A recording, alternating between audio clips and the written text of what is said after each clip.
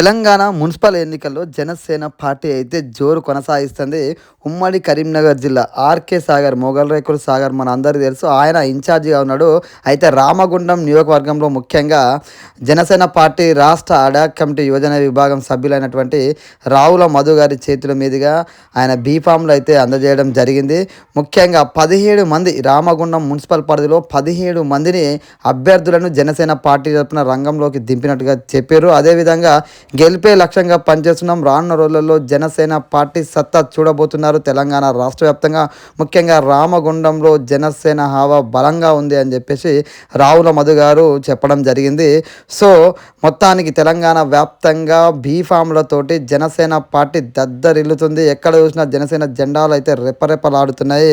So మొత్తానికి ఇది శుభ పరిణామం మున్సిపల్ ఎన్నికల బరిలో జనసేన ఉండడం అనేది.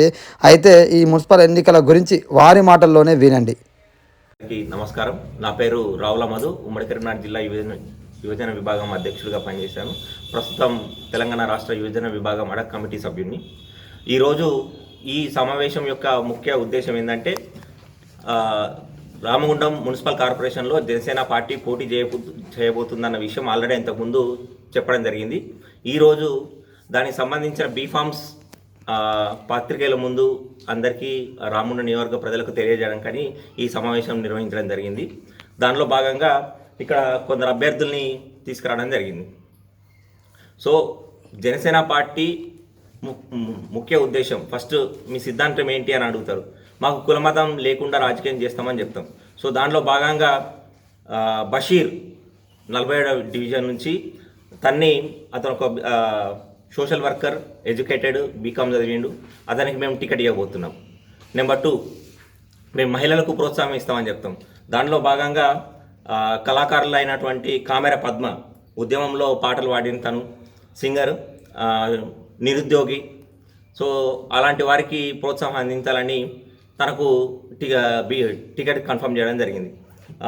తర్వాత రావుల విజయలక్ష్మి 32వ డివిజన్, తను ఒక బీసీ ఉమెన్,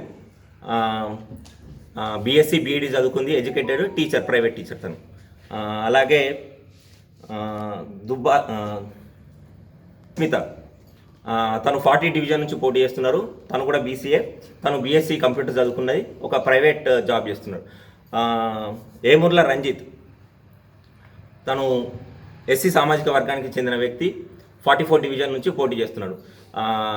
తను పార్టీ పెట్టినప్పటి నుంచి పార్టీ కోసం పవన్ కళ్యాణ్ ఫ్యానే కాకుండా పార్టీ జెండా మోసినట్టు వ్యక్తి.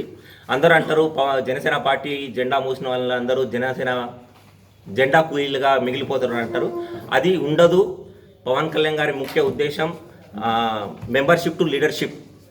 సో ఎవరైతే జనసేన పార్టీని నమ్ముకొని జెండా మోస్తున్నారో వాళ్ళని లీడర్లుగా తయారు చేయాలి అన్న ముఖ్య ఉద్దేశాన్ని ఇక్కడ నిదర్శనంగా చూపెట్టాలన్న ఉద్దేశంతో తనకు టికెట్ కన్ఫర్మ్ చేయడం జరిగింది.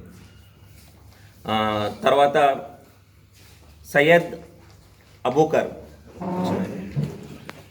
మరొక ముస్లిం అభ్యర్థి, 37వ డివిజన్ నుంచి పోటీ చేయడం జరుగుతుంది.